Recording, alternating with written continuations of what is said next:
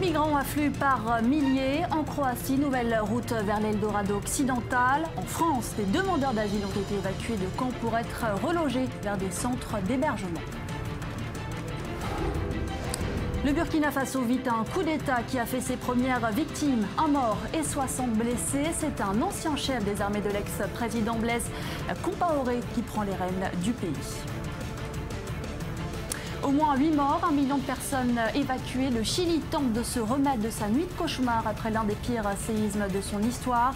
L'alerte au tsunami a été levée dans l'ensemble du pays.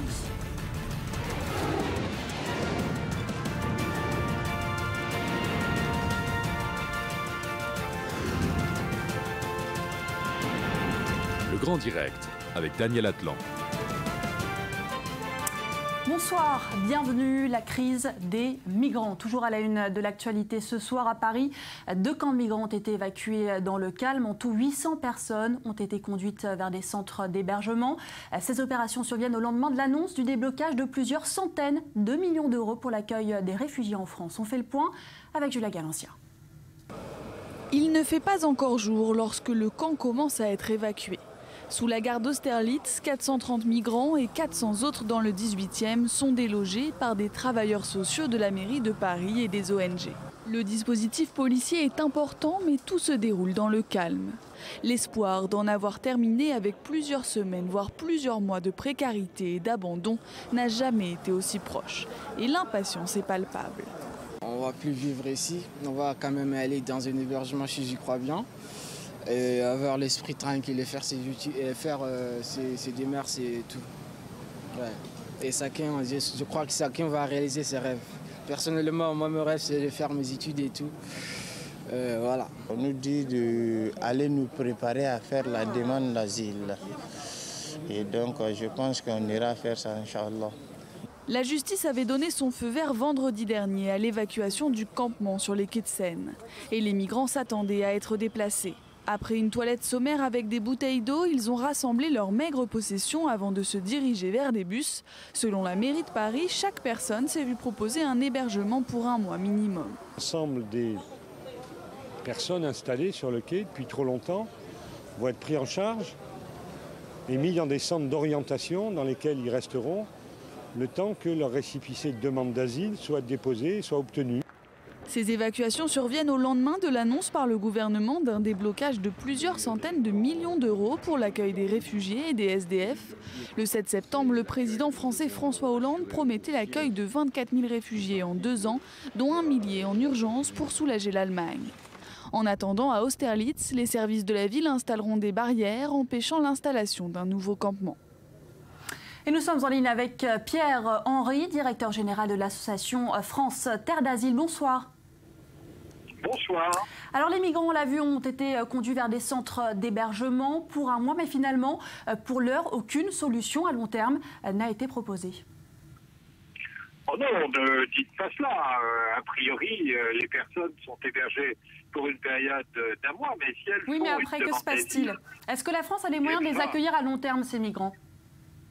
Et écoutez, s'ils déposent une demande d'asile, ils resteront dans un hébergement et dans un accompagnement le temps nécessaire à examiner leur dossier. Ça peut prendre plusieurs mois. Et compte tenu de la nationalité de beaucoup d'entre eux, il n'y a aucun doute qu'ils obtiendront un statut de protection internationale. Voilà, ça me paraît très clair. Est-ce qu'aujourd'hui la France a les moyens de les accueillir à long terme, ces migrants qui vont obtenir ce statut de réfugiés?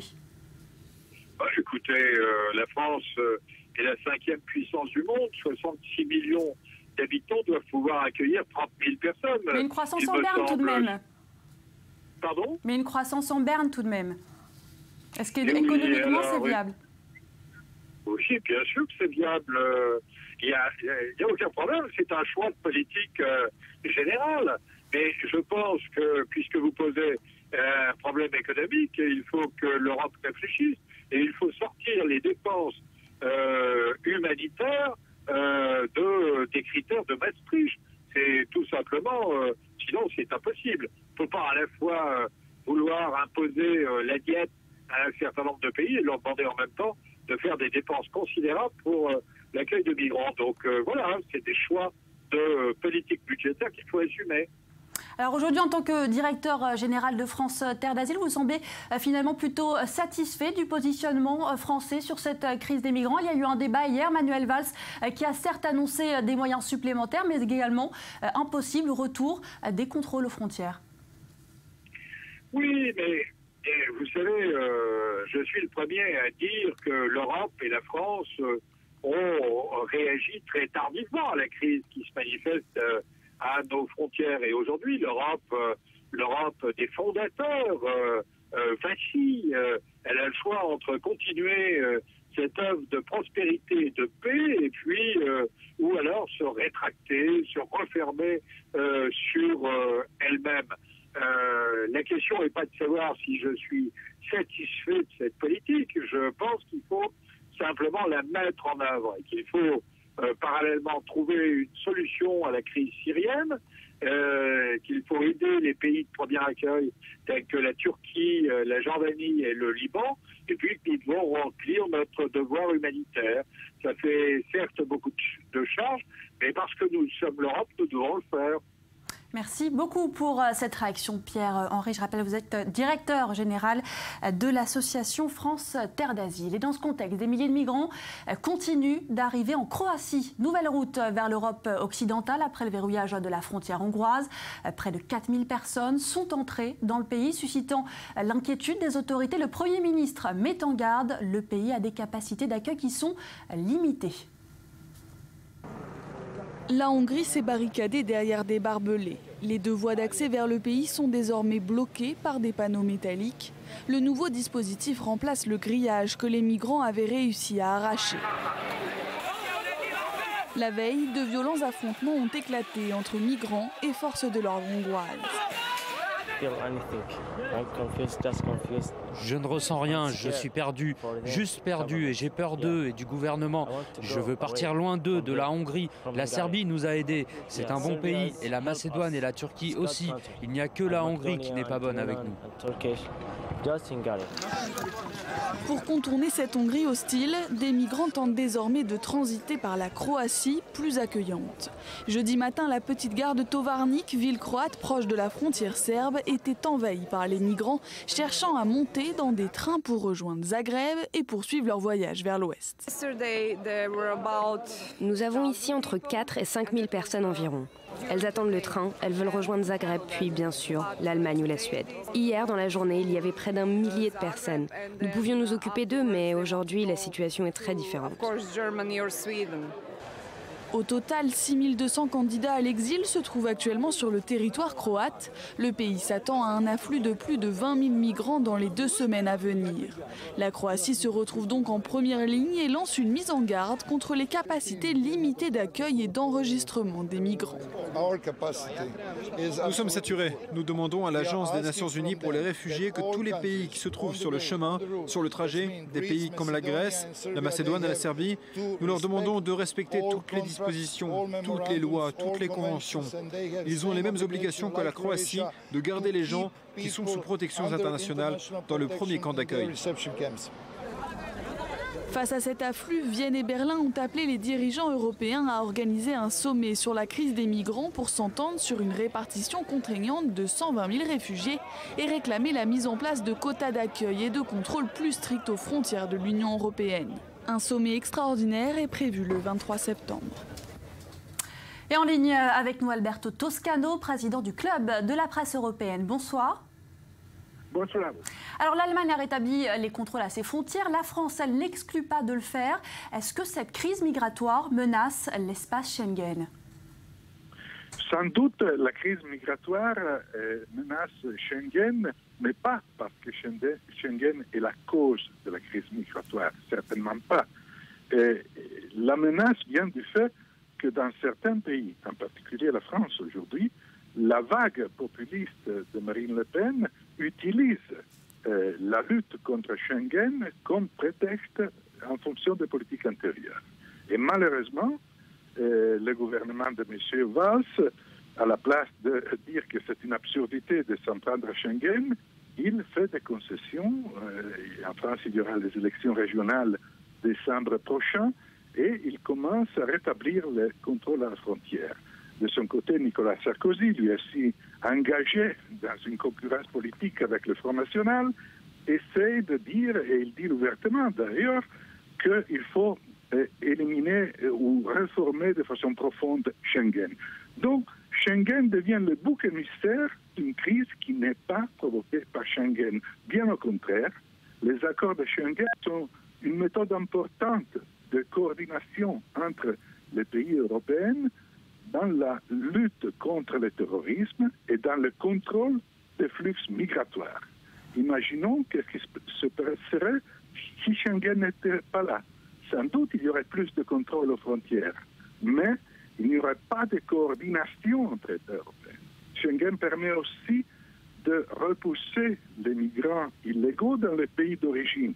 Et d'ailleurs, aujourd'hui, le problème en Europe est l'immigration illégale d'un pays à l'autre, pas l'immigration légale.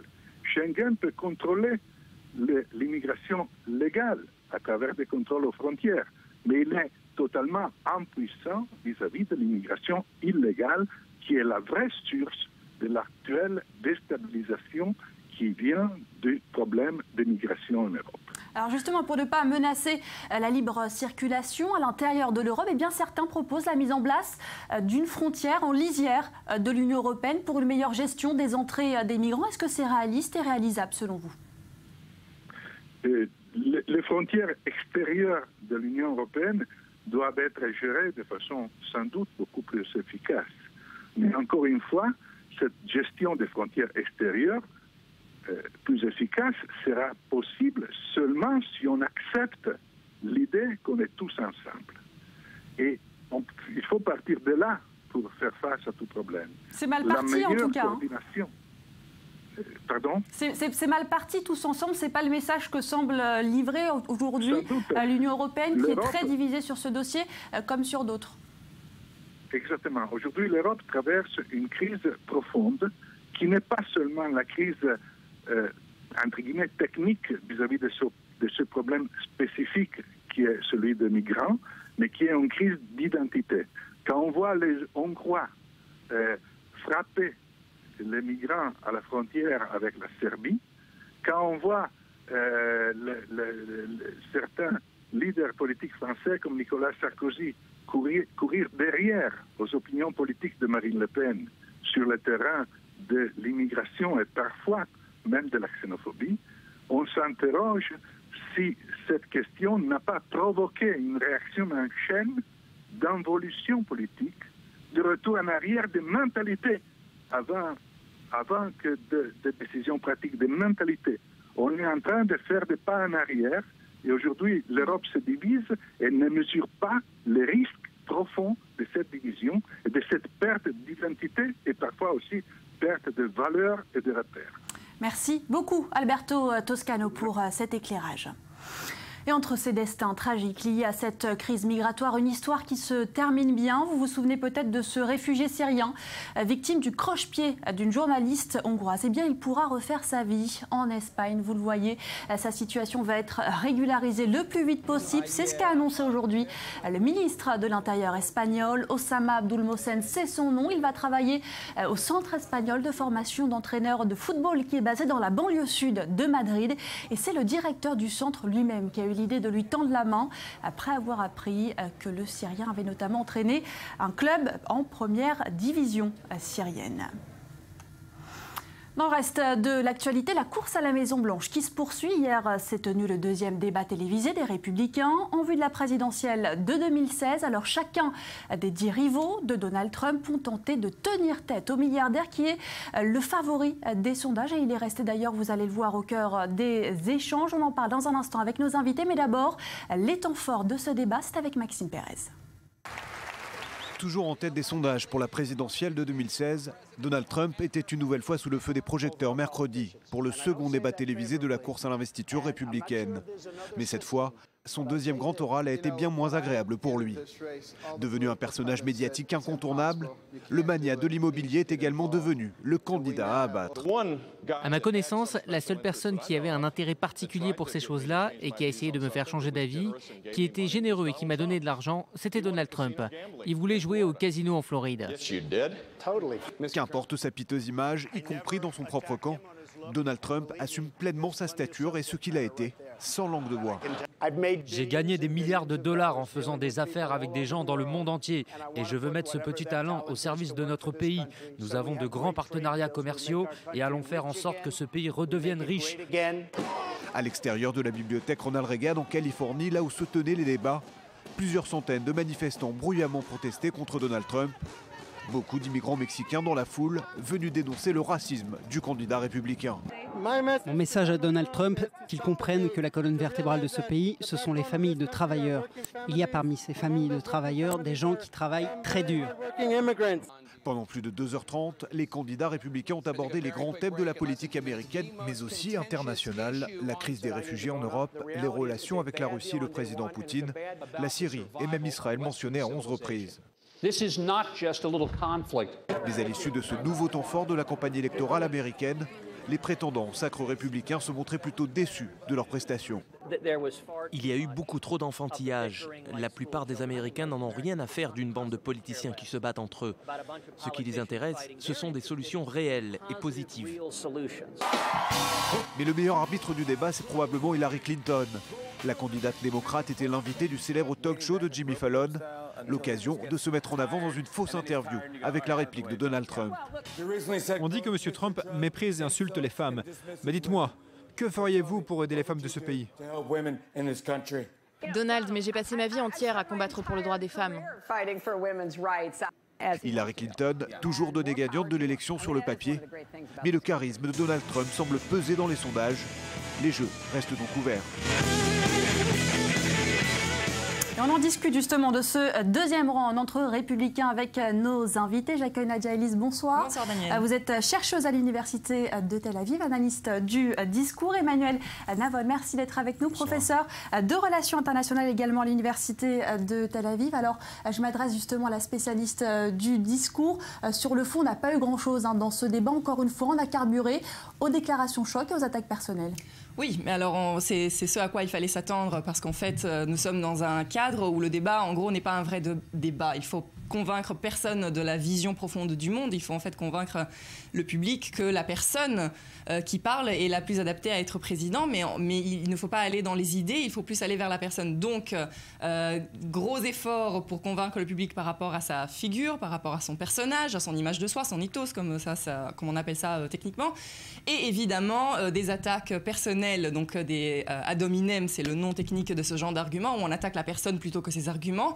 Encore une fois, c'est logique, il n'y a pas vraiment de grosses différences par rapport aux arguments des uns ou des autres. Et quand il y a différence, c'est vrai que c'est beaucoup plus facile de dire mais enfin vous n'êtes pas bien placé pour discuter de ça parce que c'est moi celui qui ait l'expérience de ci ou de ça. C'est d'ailleurs l'argument qui est revenu le plus dans tout ce débat. C'est-à-dire la présentation de ce qu'on a fait dans le passé. Moi, je suis celui qui est le mieux placé pour parler de sécurité, pour parler d'économie, pour parler d'argent. Et bien sûr, celui qui a peut-être employé cet argument le plus, c'est Donald Trump qui fait de son image de businessman, d'homme d'affaires, toute sa campagne, parce que finalement, il n'a aucune expérience politique, donc tout ce qu'il peut faire, c'est de se présenter en tant qu'homme d'affaires réussi, qui a réussi et qui donc peut mener à bien les États-Unis et le futur économique. Et d'ailleurs, dans un autre État, et c'est l'État duquel je viens, donc l'Italie, c'est un argument qui a marché très très bien. Rappelons-nous que Berlusconi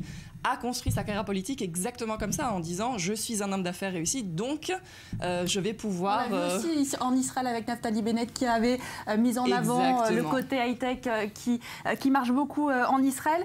Nadia nous rappelait que Donald Trump jouait la carte du businessman, mais ce n'est pas le seul finalement. On voit beaucoup de personnalités qui sont issues des milieux des affaires.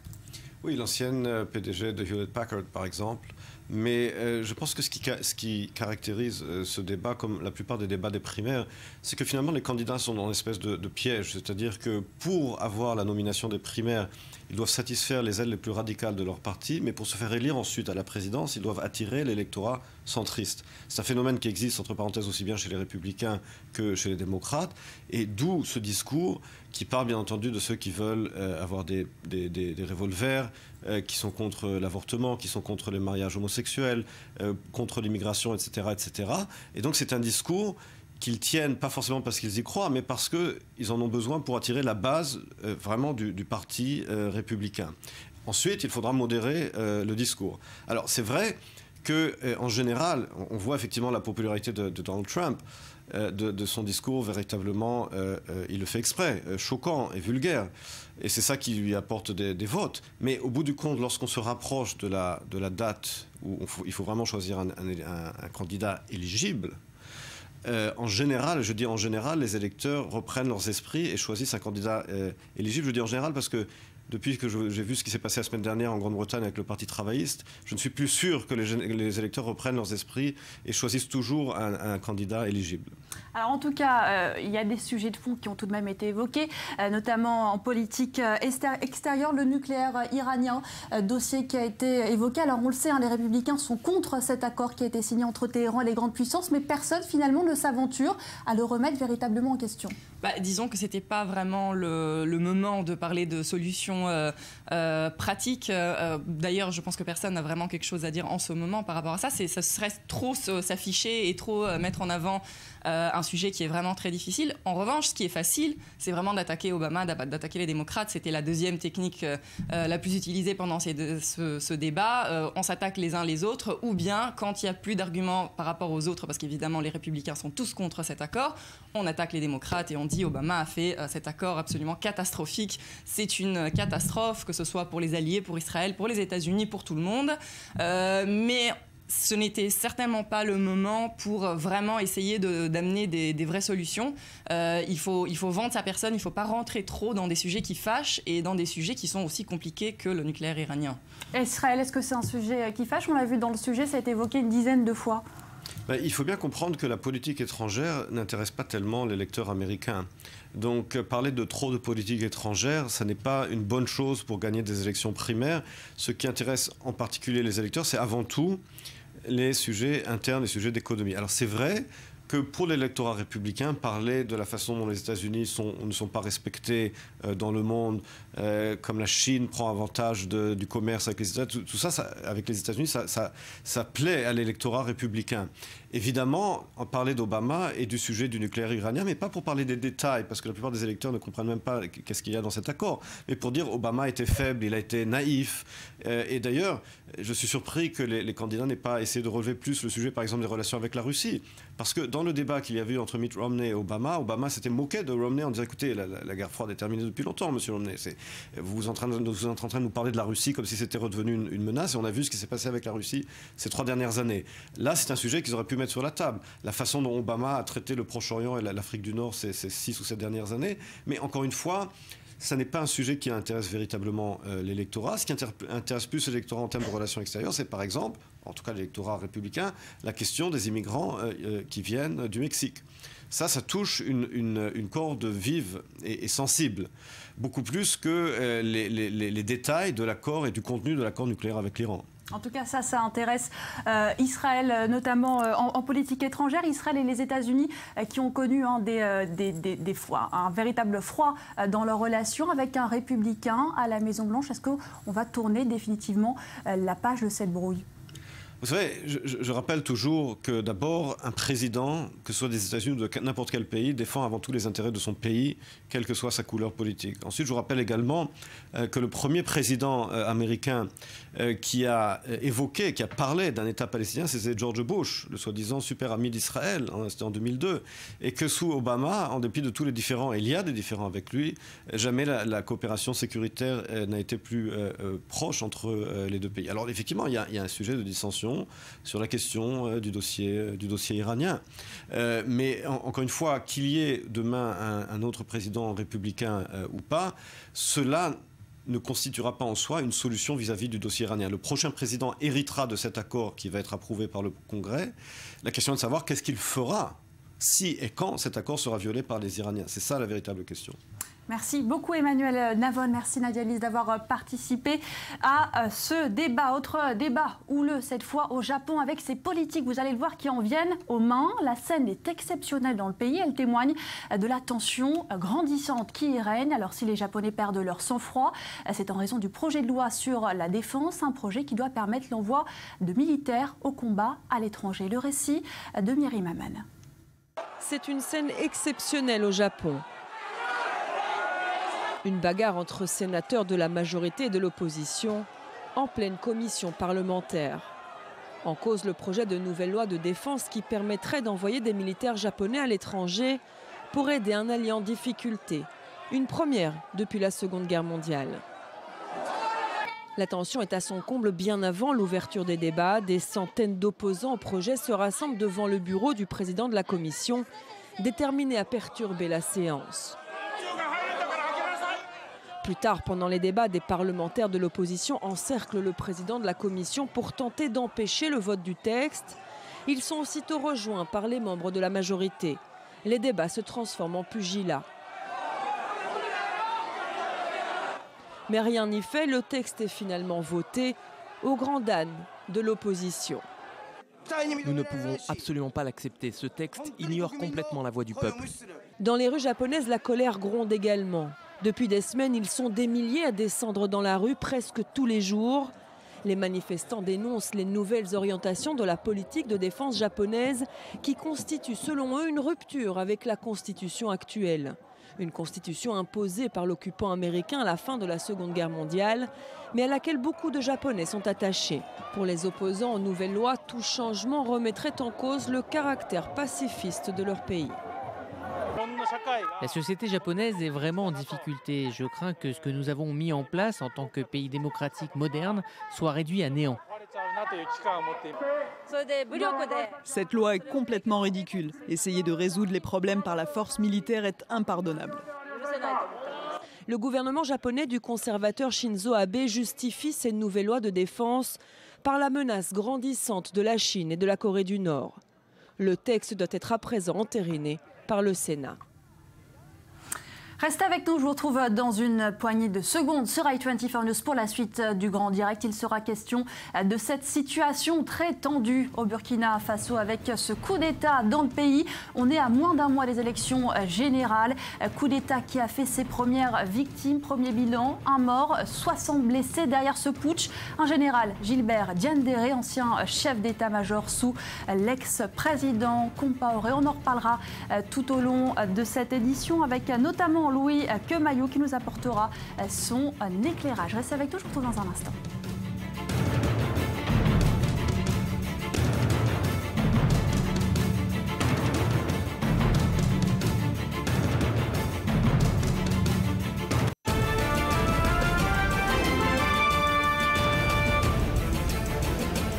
Les migrants affluent par milliers en Croatie. Nouvelle route vers l'Eldorado occidental en France.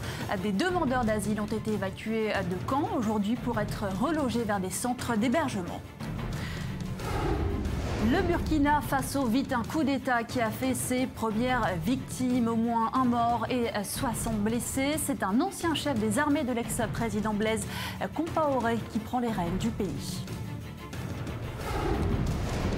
Au moins 8 morts, 1 million de personnes évacuées. Le Chili tente de se remettre de sa nuit de cauchemar après l'un des pires séismes de son histoire. L'alerte au tsunami a été levée dans l'ensemble du pays.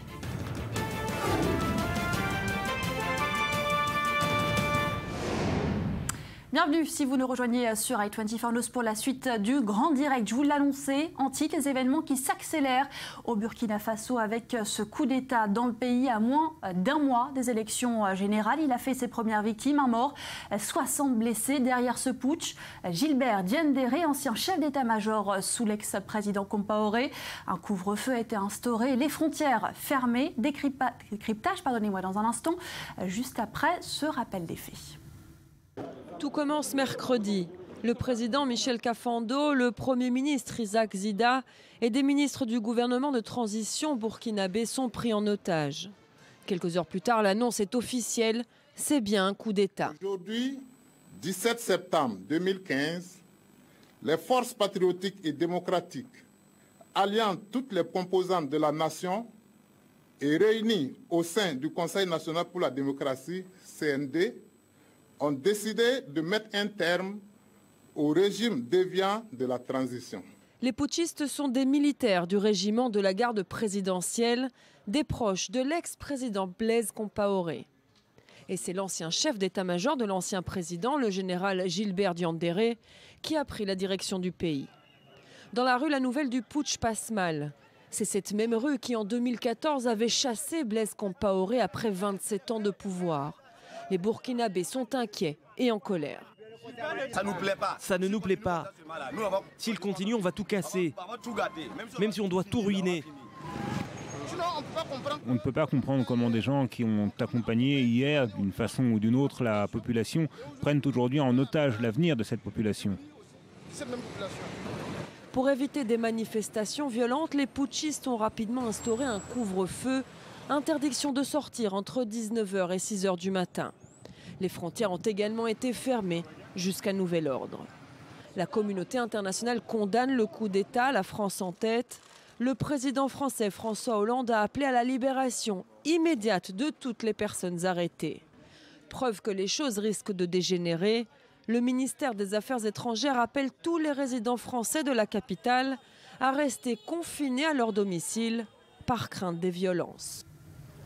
Et on tente de comprendre la portée de ce putsch avec Louis Quemayou, journaliste spécialiste de l'Afrique. Bonsoir. Bonsoir. Alors pourquoi ce coup d'État maintenant ? Mais ce coup d'État est la conséquence à la fois des hésitations et surtout de l'amateurisme des autorités de transition qui ont cristallisé tellement de rancœur de la part des anciens du régime déchu de Blaise Compaoré et surtout qui ont réussi à faire regretter Blaise Compaoré en menant des réformes qui ont conduit à la situation explosive que nous avons aujourd'hui, qui était de dire on exclut toutes les personnes qui ont contribué de près ou de loin au projet de révision constitutionnelle contre lequel les Burkinabés se sont soulevés et sur lequel ils ont réussi à faire partir Blaise Compaoré. Donc le pays est en train aujourd'hui de payer toutes ces hésitations et surtout l'amateurisme qu'ont marqué ces autorités de transition. Ah oui, mais qui tire finalement la ficelle de ces événements? Est-ce que l'ex-président que vous évoquez, Blaise Compaoré, est impliqué dans ce coup d'État?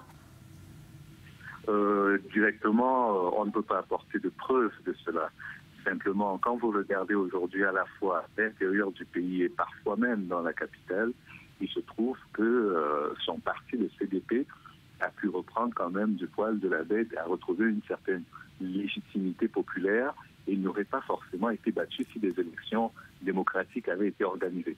Simplement, les autorités de transition ont décidé que tout le dernier carré des personnes qui étaient autour du président et qui avaient soutenu le projet de révision constitutionnelle ne devait pas se présenter. La Cour de la CEDEAO, l'autorité régionale des pays d'Afrique de l'Ouest, a désavoué les autorités de transition là-dessus. Elles ont quand même introduit des poursuites judiciaires contre ces personnes et ça tournait à de l'acharnement personnel contre ces gens-là. Donc il y avait une véritable chasse à l'homme, il y avait une chasse aux sorcières qui était organisée. C'est pourquoi aujourd'hui on se retrouve dans cette situation où certaines personnes se sentent victimes des autorités de transition. Alors derrière ce putsch, il y a un homme, c'est le général Diendéré. Que sait-on de lui exactement ? Le général Diendéré, c'est déjà lui qui avait été choisi comme Premier ministre de la Transition. Rappelez-vous, aux premières heures de la chute du président Blaise Compaoré, simplement Zida, qui était son adjoint, a opposé un bras de fer dans lequel le général Diendéré a été perdant. Et donc finalement, c'est lui qui a été retenu, Zida, comme Premier ministre de transition. Après, il y avait un projet dans lequel les autorités de transition voulaient que le régiment de sécurité présidentielle soit dissous.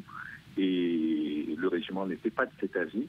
Non seulement il n'était pas de cet avis, mais il exigeait que le colonel Zida revienne à son corps d'origine parce qu'il n'a pas soutenu les exigences de son corps d'origine. Et donc, vu qu'il était très loin d'être un défenseur actif des intérêts de son groupe. Je crois que finalement, ils ont estimé qu'il valait mieux le neutraliser le président Kafando pour permettre que leur projet à eux, c'est-à-dire le maintien du régime de sécurité présidentielle, soit effectif. Merci pour ces précisions, Louis Quemayou. Et dans le reste de l'actualité, le Chili a levé l'alerte au tsunami sur l'ensemble du pays. Une alerte lancée hier soir après un violent séisme qui a frappé le centre et le nord du pays. Le dernier bilan fait état de 8 morts. C'est le 6e tremblement de terre le plus puissant de l'histoire du pays, comme nous l'explique Joseph Emmanuel. Des maisons éventrées, des rues couvertes de boue et d'objets de tout type. Il n'y a plus d'eau ni électricité. Mais le risque de tsunami est écarté, l'alerte a été levée. La terre a fortement tremblé ce mercredi soir au Chili, une magnitude de 8,3 sur l'échelle de Richter. Le centre et le nord du pays sont les plus touchés. 1 million de personnes ont été évacuées en quelques heures. C'est très impressionnant. Personne n'aurait pu imaginer tant de destruction. La mer est venue avec une telle violence, je ne sais pas quoi faire. Dans la capitale, les immeubles ont juste chancelé, mais certaines villes ont eu moins de chance. À 50 km des côtes, Illapel, 31 000 habitants, par dizaines, des maisons se sont littéralement effondrées. Nous avons cru que la mer avait débordé, car c'était doux, mais le courant était insupportable. Un moment insupportable, mais le cauchemar des autorités n'aura pas lieu. L'alerte au tsunami n'est plus en vigueur dans toutes les régions du pays. Il faut dire que la bonne préparation de notre pays a permis de limiter le nombre de décès par rapport à l'ampleur du phénomène. Un phénomène pris au sérieux par les autorités. La marine chilienne avait lancé l'alerte au tsunami pour l'ensemble de ses côtes, car la secousse avait été suivie de nombreuses répliques, dont 3 supérieures à 6 degrés. Elles ont été ressenties jusqu'à Buenos Aires, en Argentine, à 1400 km. La présidente du Chili s'est rendue sur la zone la plus touchée. On va déclarer zone de catastrophe naturelle tous les endroits touchés parce que ce décret nous permet de simplifier et d'accélérer l'aide pour les familles concernées. La terre avait déjà tremblé au Chili il y a un peu plus d'1 an, mais le séisme de mercredi soir est le 6e le plus fort de l'histoire du Chili. À l'échelle mondiale, il est le plus fort de cette année 2015. Et ce violent séisme, un géologue l'avait prédit. Il s'agit de Christophe Vigny, directeur du laboratoire de géologie de l'école normale. Nous sommes en ligne avec lui. Bonsoir. Bonsoir. Alors après un premier séisme en 2014 au Chili, vous aviez expliqué les mécanismes qui pourraient aboutir à un séisme beaucoup plus important. C'est ce qui s'est passé. Quels sont-ils, ces mécanismes ? Oui, alors ce qui se passe, c'est quelque chose d'assez classique. C'est 2 plaques tectoniques qui convergent l'une vers l'autre. Ici, c'est la plaque Nazca, une plaque océanique, qui converge contre la plaque Amérique du Sud à une vitesse très élevée de l'ordre de 7 cm par an. Et puis le contact entre les plaques est rugueux, donc ça frotte, ça glisse pas bien, et du coup ça coince. Et quand une plaque avance, elle déforme l'autre. La plaque continentale accumule cette déformation jusqu'à ce qu'elle en ait accumulé trop. Et ça lâche un jour en un seul moment, et c'est le tremblement de terre. Alors l'alerte au tsunami a été levée aujourd'hui. Est-ce que le risque est pour autant complètement écarté ? Non, le risque n'est pas du tout écarté. Et ce qui se passe, c'est qu'un séisme en général ne prévient pas. Et vous avez dit que j'avais prédit un séisme. Non, je n'ai pas prédit de séisme. Personne ne peut prédire un séisme. On peut juste, grâce à tout un tas de mesures, par exemple géodésiques, regarder comment la plaque se déforme et construire des scénarios de rupture possibles et probables. Donc c'est sur la base de mesures qu'on a fait depuis une dizaine d'années dans la région qu'on voyait bien que cette région-là se déformait beaucoup et que le dernier séisme de la région était il y a assez longtemps, 1943, donc ça allait immanquablement casser bientôt. C'est tout ce qu'on a dit. Le bientôt, ça reste flou, on ne sait pas prédire à l'avance, demain, dans 10 ans, on ne sait pas plus que ça. Merci Simplement, beaucoup. Maintenant que ça a cassé là, on sait qu'il reste des zones où de la déformation s'accumulait qui n'ont pas encore cassé. Et donc, bien sûr, ces zones qui n'ont pas encore cassé vont casser dans le futur. Et là encore, je ne fais pas de prédiction. Ça peut être demain, ça peut être dans un an, ça peut être dans 10 ans. On n'en sait rien, mais ça peut casser et ça peut de nouveau déclencher d'autres tsunamis, bien sûr. Merci beaucoup, Christophe Vigny, pour cette analyse. Un mot d'économie à présent s'intéresse à ces immenses centres commerciaux à l'américaine qui ont poussé comme des champignons en Iran ces dernières années. La future levée des sanctions internationales pourrait encore doper leur activité, transformant la République islamique en géant commercial du Moyen-Orient. Reportage. Loin des souks traditionnels rythmés par des marchandages sans fin, les Iraniens viennent de plus en plus faire leurs courses ici. Des centres commerciaux gigantesques, un concept fondamentalement occidental. Bien qu'il ressemble à tous les Apple Store du monde, ce magasin est une copie. Les marques occidentales doivent être importées en contrebande et les produits sont vendus à des prix exorbitants. Les pièces de rechange sont très difficiles et chères à obtenir. Il y a aussi des difficultés pour le service client et les réparations, car il n'y a pas de représentant officiel d'Apple ici. Beaucoup d'acheteurs et de vendeurs perdent de l'argent. Mais cela n'effraie pas les Iraniens. Environ 400 centres commerciaux sont sortis de terre en Iran ces dernières années, dont 65 pour la seule ville de Téhéran, malgré le manque de produits étrangers. Pendant les 10 dernières années, l'Iran a eu des problèmes avec la communauté internationale. En conséquence, le pays doit aujourd'hui gérer le manque d'investissements étrangers. Mais depuis l'accord nucléaire signé en juillet dernier, l'Iran attend le retrait des sanctions économiques qui pèsent sur le pays. Une opportunité pour reprendre les importations de produits étrangers. Nous pensons qu'avec le retrait des sanctions, nous allons voir émerger une nouvelle situation et de nouvelles conditions en termes de marques en Iran. Au moins dans le domaine de la mode et de l'habillement. Il va y avoir des changements culturels et esthétiques. Les sanctions pourraient être levées dès le début de l'année 2016, un espoir de boom économique pour ce pays riche en pétrole. Et pour les Iraniens, isolés depuis des années, c'est un espoir aussi de se reconnecter au monde. Économie toujours, et ce rachat par Altis du numéro 5 américain du câble, la société de Patrick Drahi, maison mère de Numéricable SFR, fait l'acquisition de Cablevision qui compte 3,1 millions d'abonnés dans la région de New York.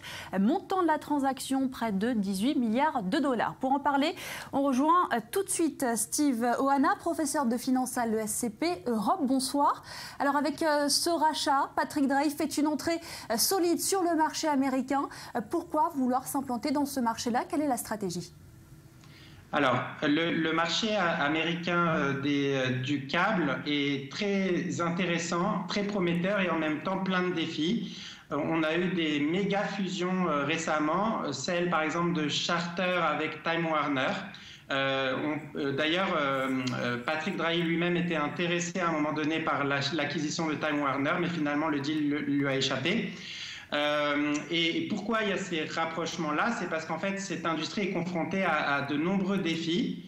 Les coûts des programmes explosent aux États-Unis et ils se répercutent sur les prix payés par les usagers. Donc, c'est 6% d'augmentation par an, les prix du câble aux États-Unis. C'est 4 fois plus que l'inflation. Donc, on a besoin, toutes ces entreprises ont besoin absolument de réduire leurs coûts.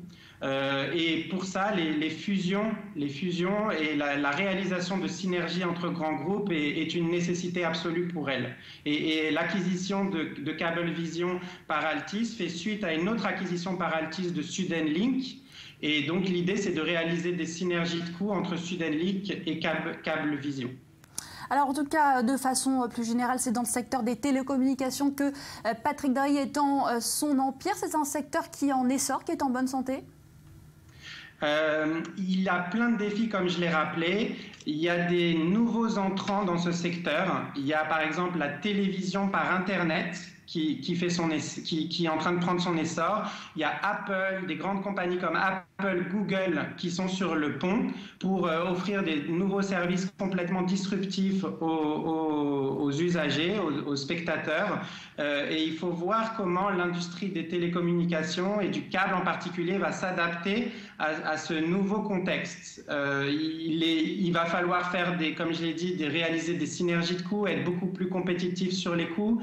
Peut-être qu'il va falloir aussi faire diminuer, absolument contrer la hausse des tarifs aux usagers qui est complètement insoutenable, 6% par an comme je l'ai dit tout à l'heure.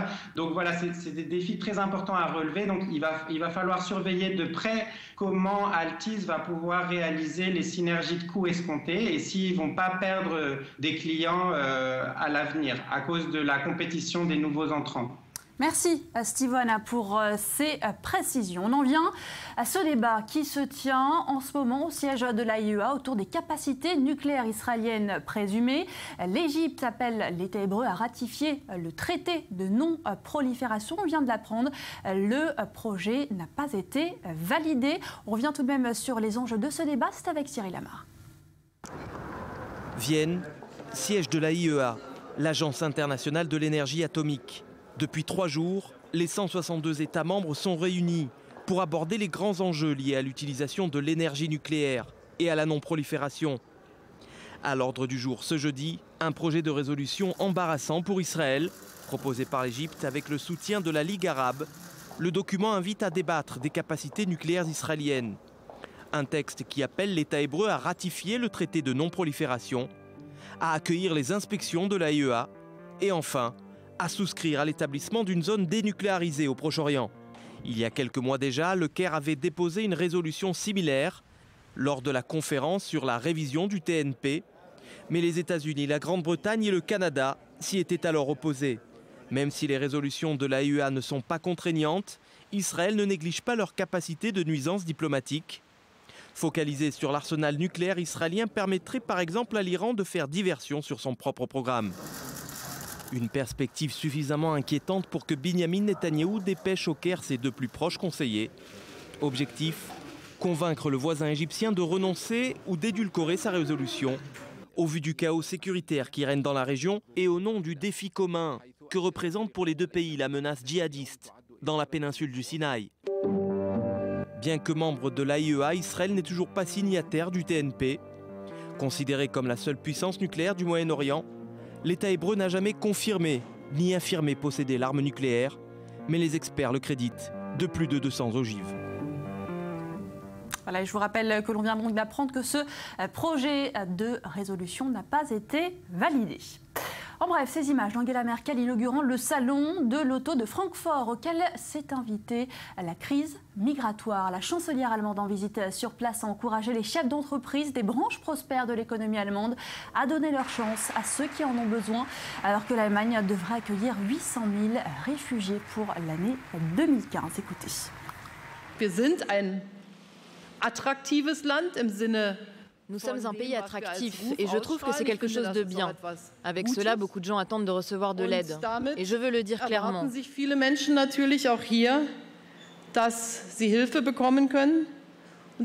les aider, nous voulons aider ceux qui ont besoin de protection.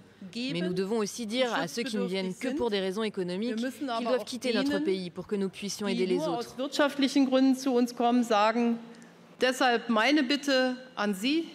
J'ai une demande à vous faire, à vous, qui êtes dans les branches prospères de l'économie allemande. Si vous avez des possibilités de donner une chance aux gens, je vous y encourage. Mais je sais que vous êtes déjà prêts à le faire et je vous en remercie. Retour en France avec cette première grève des profs depuis la rentrée pour protester à nouveau contre la réforme du collège. Réforme qui prévoit, je vous le rappelle, une 2e langue vivante dès la 5e pour tous les élèves. Et en contrepartie, les classes bilingues et européennes seront supprimées. Un rassemblement des enseignants finalement en demi-teinte aujourd'hui car seulement 16% d'entre eux se sont mobilisés selon le ministère de l'Éducation. Écoutez quelques réactions à Marseille. Nous, on ne veut pas de cette réforme-là. On est prêt à réformer le collège, on a des idées, on sait ce qu'il faut faire, mais c'est certainement pas en désorganisant les collèges à la rentrée 2016 qu'on va résoudre les difficultés. Et cette réforme, c'est une usine à gaz pour la rentrée. Les parents doivent le savoir. On nous parle d'une réforme qui va donner des moyens supplémentaires. C'est difficile d'imaginer vu à la fois la logique d'austérité et les annonces ministérielles. Allez, en mode sport, à présent on parle basket avec ce duel des meilleurs ennemis. Ce soir, la première demi-finale du championnat d'Europe de basket donnera lieu à un nouvel épisode du Classico de la balle orange sur le vieux continent entre les Bleus et la Roja. Avantage aux Français sur les deux derniers duels, même si historiquement l'Espagne présente un palmarès bien supérieur. On écoute Tony Parker, meneur de l'équipe de France, et Nicolas Batum, ailier de l'équipe. Je peux comprendre voilà, la rivalité. Ça devient un classique, comme un France-Brésil au foot. C'est un peu pareil. France-Espagne, on peut dire qu'on est les deux pays sur les 5-6 dernières années qui ont les meilleurs résultats. Donc c'est un peu normal qu'on se rencontre tout le temps. Et ça aurait été même bizarre s'il n'y avait pas eu un France-Espagne sur cet Euro. Quand il y a un France-Espagne, voilà, tous les moyens sont bons pour faire tomber l'autre. Espérons que ça va être encore comme ça demain. Demain, c'est un gros match. Je pense qu'ils ont à cœur de nous faire vivre ce qu'on leur a fait vivre l'année dernière chez eux. Et on va éviter ça, justement, nous, de vivre ça, parce qu'on a pu voir ce que ça leur a fait. On a pu voir la déception du public, des joueurs, la tête qu'ils avaient, enfin, les médias le lendemain. Ça a été assez fou, donc on ne veut surtout pas vivre ça, nous. Cette équipe d'Espagne. Du sport, toujours la Coupe du monde de rugby débute demain en Angleterre et au Pays de Galles. Extrêmement populaire dans certains pays, le rugby reste un sport qui est méconnu dans d'autres, comme aux États-Unis, le pays du football américain. À Los Angeles, des irréductibles du ballon ovale se battent pour faire découvrir ce sport aux jeunes des quartiers défavorisés. Reportage. Loin des pelouses britanniques, ces jeunes des quartiers sud de Los Angeles s'entraînent à jouer au rugby. Faute de moyens, le parking de leur école publique fait office de terrain. Ici, pas de plaquage, on joue au flag rugby, le rugby foulard. L'objectif est de saisir les bandeaux fixés à la taille de ses adversaires. On joue comme ça à cause du bitume. Ce serait trop dangereux de plaquer. Introduire le rugby dans les quartiers difficiles de Los Angeles, un pari fou que s'est lancé Stuart, ancien demi de mêlée passé par le championnat de France. Yeah. Grâce à son programme entièrement financé par des dons privés, 3000 élèves de 14 écoles découvrent le rugby chaque année. Où que ce soit, si vous introduisez le rugby avec quelqu'un pour le faire, les gamins ont de grandes chances d'accrocher, parce que c'est un jeu tellement sympa à jouer. C'est du travail d'équipe, l'esprit d'équipe est tellement important. Il y a de l'intensité, du contact, de la vitesse. C'est presque naturel pour ces gamins. Je suis beaucoup plus humble. Avant, je me la jouais un peu, mais ça m'a rendu plus humble. Maintenant, je me dis que je ne suis pas le meilleur et que je dois travailler dur. Et les efforts payent. Nia est régulièrement sélectionnée dans l'équipe des États-Unis de rugby à 7.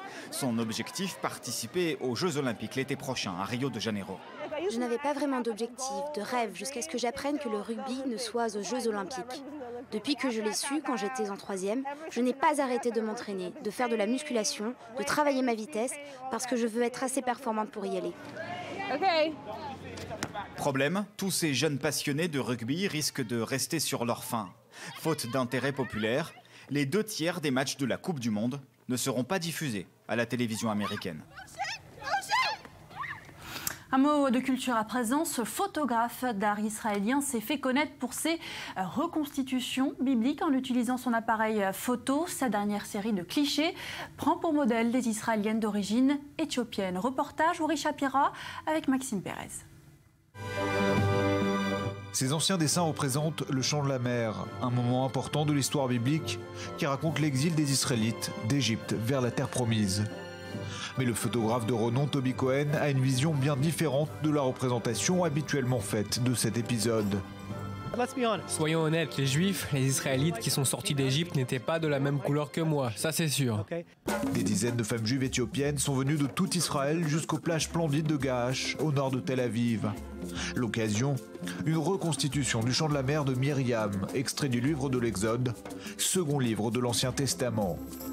Un événement au cours duquel les femmes ont chanté pour célébrer la traversée saine et sauve de la mer Rouge. J'ai pensé que c'était une très belle opportunité de pouvoir recréer une histoire du passé dans une photo contemporaine mais classique. Toby Cohen, ancien paparazzi, s'est focalisé ces dernières années sur des projets de photographie particulière où il a recréé certaines scènes de la Bible.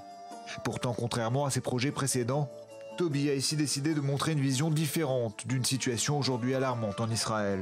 Je pense qu'aujourd'hui en Israël, la communauté éthiopienne ne fait pas l'objet de toute l'attention qui lui est due et ne reçoit pas le soutien qu'elle devrait. En mai dernier, une série de manifestations de masse a secoué le pays alors que la communauté éthiopienne descendait dans les rues de Jérusalem et de Tel Aviv. Une communauté unie pour protester contre les violences policières et la discrimination. Les femmes qui ont participé à cette séance photo très particulière occupent pour la plupart de hautes responsabilités. Elles sont venues faire passer un message clair. J'ai vu des femmes éthiopiennes très puissantes qui faisaient tant de choses pour la société. Et ce genre d'image, c'est une victoire pour notre combat.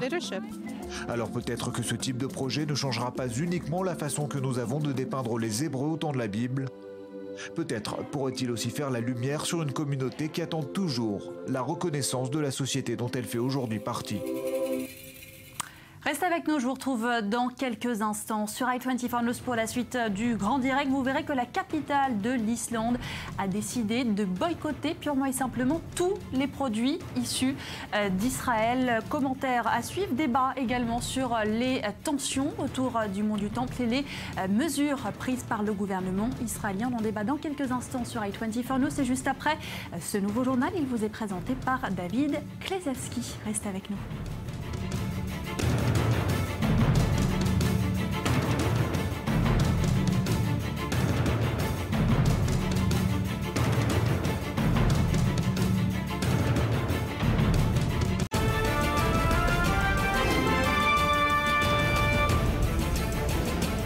Merci de nous rejoindre sur i24 News pour la suite du Grand Direct. On évoque ce nouvel acte d'isolement d'Israël sur la scène internationale. La capitale de l'Islande, Reykjavik, a décrété le boycott pur et simple de tous les produits israéliens. La ville entend protester contre la politique, je cite, d'apartheid raciste d'Israël envers les Palestiniens. Jérusalem exprime son inquiétude. Les précisions de Cyril Amar. Simple acte symbolique ou nouvelle menace pour Israël. Mardi, la capitale islandaise Reykjavik a décidé de boycotter les produits israéliens. Motif invoqué, la poursuite de l'occupation des territoires palestiniens par l'État hébreu. Une décision adoptée par le conseil municipal de la cité islandaise, à majorité socialiste. Le texte ne fait référence nommément à aucune entreprise ou produit israélien, mais se veut symbolique. Car selon les conseillers municipaux, ils cherchent avant tout à réaffirmer le droit des Palestiniens à l'indépendance. Pour Israël, affolé ces derniers mois par les multiples appels au boycott, c'est tout simplement inacceptable. Nous sommes profondément choqués par cette décision du conseil municipal de Reykjavik. Nous pensons que c'est une erreur grossière et que c'est basé sur une haine de l'État d'Israël que nous ne pouvons pas accepter. Nous ne comprenons pas pourquoi cette municipalité de Reykjavik, au lieu de s'occuper de ses propres affaires, des égouts, des poubelles et de l'électricité sur place, a décidé de boycotter l'État d'Israël, l'État juif, la seule démocratie au Moyen-Orient. Nous trouvons cela choquant et nous attendons des excuses. La semaine dernière, le Parlement européen votait une motion appelant Bruxelles à étiqueter les produits en provenance des implantations juives de Cisjordanie. Une méthode comparée par le Premier ministre Netanyahou aux discriminations de l'époque nazie. Et on en parle avec nos experts. J'accueille sur ce plateau Dror Even Sapir. Bonsoir Daniel Ek. Merci d'être avec nous. Comment est-ce que vous comprenez cette mesure radicale de Reykjavik ? D'abord, c'est effectivement une mesure d'une municipalité, ce n'est pas une mesure d'un gouvernement. Donc, est-ce qu'elle aura beaucoup d'effets ? Est-ce qu'il y a une profusion de produits israéliens à Reykjavik ? J'en doute vraiment fortement. Je crois que quelque part, la municipalité a un petit peu exagéré, mais on peut dire que d'une certaine manière, c'est une manifestation de plus de l'érosion du soutien que pourrait bénéficier l'État d'Israël un peu partout en Europe. Mais je crois que c'est tout de même un peu marginal. c'est un succès, par exemple, pour les responsables du BDS, mais c'est un succès après plusieurs échecs qu'ils ont essuyés au cours des dernières semaines, en particulier à travers l'affaire de Mati Chiaou, du chanteur reggae en Espagne, qui les a obligés à se rétracter. Il y a dans ce bras de fer entre Israël et le BDS et ceux qui veulent boycotter Israël, il y a parfois des victoires pour Israël, parfois de petites défaites, n'exagérons rien, pour l'État d'Israël aussi. Vous êtes d'accord, Israël ne devrait pas s'inquiéter outre mesure de cette mesure ? Écoutez, dans un sens, oui, parce qu'il ne s'agit que d'une municipalité, effectivement, et puis les rapports commerciaux entre l'Islande et Israël sont de très basse intensité. Et puis d'ailleurs, le ministère islandais des Affaires étrangères a tenu à préciser aujourd'hui, ce soir, qu'il se désolidarisait, que l'État islandais se désolidarisait de la décision prise par la municipalité de Reykjavik. Donc là-dessus, on pourrait peut-être pousser un ouf de soulagement à Jérusalem. Mais, parce qu'il y a un mais tout de même, ça a encore une petite pierre posée à l'édifice de l'atmosphère générale dans le monde occidental de boycott ou de semi-boycott ou de méfiance vis-à-vis de l'État d'Israël ou d'éloignement de l'État d'Israël. Alors effectivement, ce n'est que, entre guillemets, Reykjavik. L'Islande ne fait pas partie d'ailleurs de l'Union européenne, donc c'est un pays un petit peu à part. On peut effectivement relativiser avec toute une série d'arguments la portée de cette décision de la municipalité de Reykjavik, mais tout de même, il y a un état d'esprit, il y a une atmosphère, un vent mauvais qui souffle dans le monde occidental, et si les choses se poursuivent de cette manière, on pourrait peut-être craindre que des pays, là, et des pays importants, prennent des décisions similaires ou qui vont dans ce sens et qui se rapprochent. On a rappelé dans le reportage la décision, la recommandation du Parlement européen d'étiqueter les produits en provenance des implantations, et il est très possible que certains États adoptent cette décision. Alors ces décisions, elles sont prises bien évidemment dans le cadre de ce processus de paix qui est toujours bloqué entre Israéliens et Palestiniens, et ça s'exprime sur le terrain. C'est le mont du Temple, l'esplanade des mosquées qui cristallise toutes les tensions au cours de ces derniers jours, et demain les regards vont être tournés vers ce site très sensible car c'est la prière du vendredi, il y a un risque d'affrontement. Oui, parce que c'est la prière du vendredi, et même dans le calendrier hébraïque, nous sommes entre deux fêtes très importantes, le Nouvel An hébraïque et la fête de la journée de Kippour.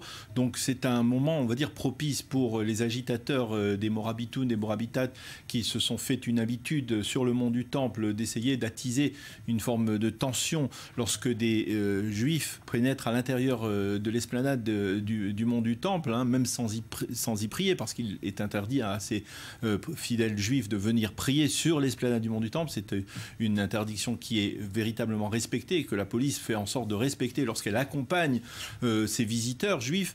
Mais effectivement, il y a une tension. Elle est focalisée sur le mont du Temple, mais elle existe aussi dans l'ensemble de Jérusalem, en particulier dans l'ensemble des quartiers est de la ville, de la partie est de Jérusalem, les quartiers arabes bien entendu, et cela on l'a vu, j'étais hier soir dans les quartiers d'Issaouia, à Tours, dans les quartiers de l'Est de Ras El Hamoud. Dans ces quartiers-là, il y a effectivement une tension qui est très palpable, qui remonte probablement à l'assassinat de Mohamed Abouder en juillet 2014, qui fait que depuis, la situation ne s'est jamais véritablement calmée. Il y a eu des échauffourées entre les forces de sécurité et les Palestiniens sporadiques à plusieurs époques. Il y a eu des tensions, en particulier au moment des fêtes juives. C'était à Sukkot l'année dernière, c'était au moment du jeûne de Tisha B'Av pendant l'été, et également à des moments propices où la diplomatie se manifeste et où Mahmoud Abbas est intéressé à faire monter une forme de tension pour faire rappeler à l'ordre, on va dire, de la communauté internationale le dossier israélo-palestinien qui, il faut bien avouer, ne fait pas les grands titres de la presse internationale aujourd'hui. Il y a d'autres préoccupations, les migrants, les crises économiques. Le dossier palestinien est mis de côté. Mahmoud Abbas n'aime pas cela et de temps en temps, il se fait rappeler au bon soin de la communauté internationale en faisant des déclarations qui sont considérées par les Israéliens comme des déclarations incitant à la haine. Il a fait une déclaration en affirmant que nous ne permettrons pas aux Israéliens de poser leurs pieds sales sur l'esplanade des mosquées, a-t-il dit. C'est une manière d'attiser l'attention, de se rappeler au bon soin de la communauté internationale, de rappeler que ce dossier n'est toujours pas en train d'être résolu et qu'il y a un problème. Mahmoud Abbas a parlé d'une surprise qu'il est en train de réserver. Ce n'est pas la première fois. Nous sommes en septembre. Septembre, c'est le mois des surprises. À l'occasion de l'Assemblée générale des Nations Unies. C'est l'Assemblée générale des Nations Unies. C'est le mois des surprises. L'année dernière, Mahmoud Abbas avait déjà promis, à la fin du mois d'août, une surprise. Il avait promis de proposer quelque chose de neuf, de nouveau, d'une nouvelle approche pour essayer de régler le conflit israélo-palestinien. Il comprend, Mahmoud Abbas, qu'il n'y a pas de règlement à l'horizon. Et il comprend qu'il est dans une situation de blocage, d'impasse. Et à 80 ans, après 11 ans à la tête de l'autorité palestinienne, quelle est la surprise qui nous réserve?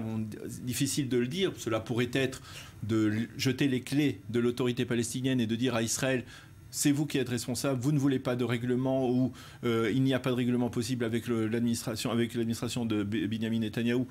Je vous donne les clés, gérer toutes les affaires, tous les problèmes municipaux justement, tous les problèmes éducatifs, santé de l'autorité palestinienne. Et cela poserait un problème à l'État d'Israël. Ou alors il peut tout simplement annoncer sa démission, son départ, la dissolution des instances de l'ONU, de l'OLP. Qui était probable, Dror Even Sapir, ou bien c'est seulement un effet d'annonce? Des effets d'annonce de la part de Mahmoud Abbas qu'on a eu effectivement à plusieurs reprises. Là, on peut peut-être s'attendre à ce que Mahmoud Abbas surprenne son monde. Il a annoncé qu'il allait lâcher une véritable bombe pendant son discours devant l'Assemblée générale des Nations Unies à la fin du mois. Effectivement, ça peut être l'annonce de son retrait de la vie politique, démission de l'autorité palestinienne, ou alors peut-être annulation des accords d'Oslo qui ont donné naissance à cette même autorité palestinienne au début des années 90.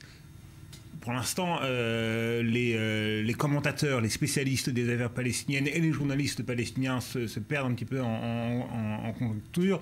On a entendu plusieurs types de spéculations sur la nature de ce discours de Mahmoud Abbas.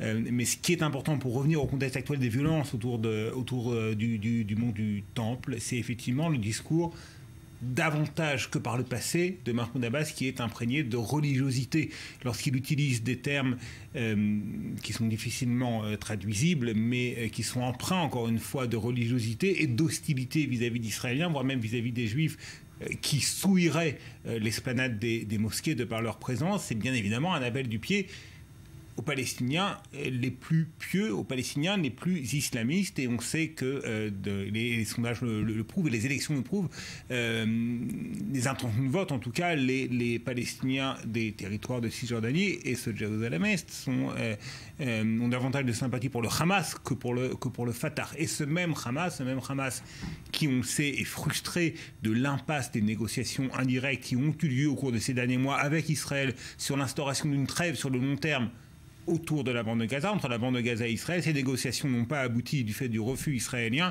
Le Hamas frustré est peut-être en train de tirer les ficelles et d'inciter ses partisans à se lancer à provoquer une intifada, peut-être ? Peut-être, en tout cas, à faire monter la violence d'un cran et à participer à des actions de violence sur le mont du Temple, l'esplanade des mosquées, ou à Jérusalem, ou même ailleurs. C'est pas impossible. En tout cas, le changement du discours de Mahmoud Abbas vers davantage de religiosité, c'est quelque chose aussi qui a son pendant du côté israélien. Même si du côté israélien, il n'est pas encouragé par les plus hautes autorités. Juste une anecdote qui est un petit peu passée inaperçue, mais qui a son importance. Un groupe d'une vingtaine de militants du Likoud, le Likoud n'est pas un parti religieux, des jeunesses du Likoud, se sont rendus sur l'esplanade des mosquées, contrairement à l'avis et aux recommandations de Benyamin Netanyahou et des conseillers du Premier ministre israélien, qui ont recommandé en des termes très fermes à ces jeunes militants du Likoud ne pas se rendre sur le mont du Temple, étant donné le contexte de tensions très vives qui règnent sur les lieux saints. Ces jeunes militants ont passé outre, ils se sont rendus sur l'esplanade des mosquées, tout s'est très bien passé, ils n'ont pas prié puisqu'ils n'ont pas le droit de le faire, mais encore une fois, le fait que des jeunes militants d'un parti qui n'est pas religieux et qui est le parti au pouvoir en Israël considèrent qu'il faut rappeler symboliquement l'attachement israélien au mont du Temple, et d'ailleurs ils ont appelé encore une fois le Premier ministre israélien à rappeler qu'Israël est en droit d'exercer sa souveraineté sur le mont du Temple, et bien tout cela montre que cet endroit, mont du Temple pour les Israéliens, esplanade des mosquées pour les Palestiniens ou pour les musulmans, dont l'enjeu était uniquement religieux jusqu'à très récemment, est en train de, et c'est pas tout à fait nouveau, on en a la confirmation, est en train de prendre une dimension de plus en plus religieuse. Et le conflit israélo-palestinien, au-delà de ça, prend des aspects qui sont de plus en plus religieux et donc de moins en moins aisés à résoudre. Alors, en tout cas, ce nouveau cycle de violence suscite de nombreuses réactions lors d'une conférence de presse après son arrivée dans la bande de Gaza. L'émissaire spécial de l'ONU pour le Proche-Orient a déclaré être préoccupé par les provocations, je cite, et l'escalade. On écoute les réactions tout de suite après. Je veux réitérer une nouvelle fois que les Nations Unies suivent de près les événements dans les lieux saints de Jérusalem.